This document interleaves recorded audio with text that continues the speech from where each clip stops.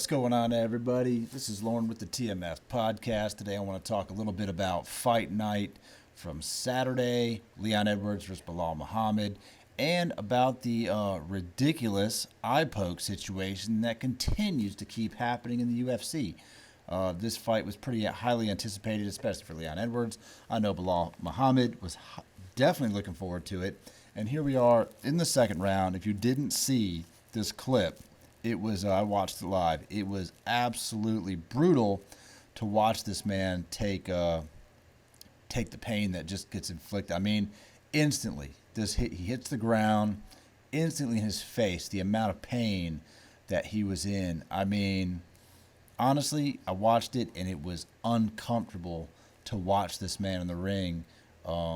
Just realize not only that he probably can't see, but also that his shot at victory in this fight completely out the window, and that he's been training to work his way up the UFC ladder just for something as simple as an eye poke to take him out the game.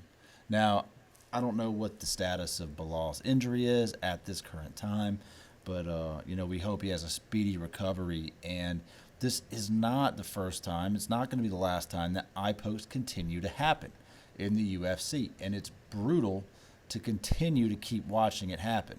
As we remember all too well, Daniel Cormier suffered a pretty serious eye poke against Stipe Miocic in their title fight, causing him to pretty much lose the fight. I mean, you can't see out of one eye. Now, Daniel had a little bit different outcome because he was able to continue to fight, even though that is probably against better judgment.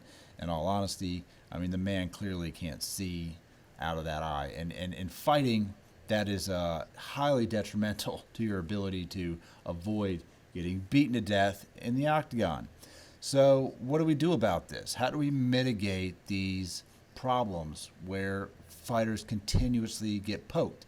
We don't really see this in other sports. We're not going to see it in boxing because, well, plain and simple, there are no fingers exposed in boxing. In fact, this seems to be just an MMA specific kind of injury. We don't really have eye pokes in the NBA, in the NFL, in baseball, in hockey. I mean, any other sport. We really don't see this. We don't even see it in bare knuckle boxing. You know, their hands are taped up, so we don't have that. So what do we do about this? Well, my question is why haven't they adapted Trevor Whittmans' glove in the MMA world?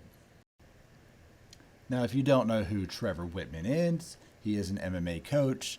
He was on the JRE program with Rashad Evans. He's also helped coach Justin Gaethje, and he has an entire line of MMA products that are designed to protect the fighter. They're designed to minimize damage while training, minimize damage while in the actual octagon or in the ring boxing. So he has gloves that basically keep your hands in a fist lock position. So they're kind of already naturally curved while you are not, actively making a fist or, defense mechanisms. It says keeps everything, muscles, ligaments, and bone in place. So in that way, when you're punching, everything is in form. That is highly important for you to not hurt yourself and hurt your opponent. A popular YouTube channel, Anatomy of a Fighter, posted a video elaborating the benefits of Trevor Whittmans' gloves. The coach mentioned that his gloves would allow fighters to pull back their power knuckles upon missing shots, which would eventually help them in avoiding the risk of breaking their wrists. So that's huge. They're using leather in the hand compartments, but when it's your wrist and palm, when everything is sweating, we're using different materials. You don't need those hand wraps. You're not going to get those sliding knuckles, said Trevor Whittman. His glove is called the X Factor glove. Comes in two variants, one with a Velcro strap, another one with a lace up. I watched the program. I've looked at this a few times, and it will stop scenarios like this from happening. I mean, unbelievable. He is getting some vision back, no permanent damage to the eye, so he will be back to run it back. But it is terrifying to think that this guy's career could have been over just like that, just in a split second poke to the eye, something completely non-intentional. So, I hope that the UFC looks at this really hard this year because we've seen it happen a lot. Several eye pokes. just relentlessly happening. And they have got to do something about it. And there's an answer right here in front of their face. So why aren't they doing it? Leave me some comments. Let me know what you think. I wish that Rogan would get somebody on there that would talk about this from the UFC as to why they can't do this, or a statement from Dana White or something to let us know why they aren't doing more to protect the fighter's vision. Several UFC fighters have had severe vision damage from being in the UFC. Why aren't we doing more about it? At the end of the day, as tough as these guys are and the beating that their bodies take, every time they step into the octagon, this seems like it should be one of the least problems on the list is getting poked in the eye. So I'd like to hear your thoughts on it. Leave me some comments below, and we will revisit this at the next fight night.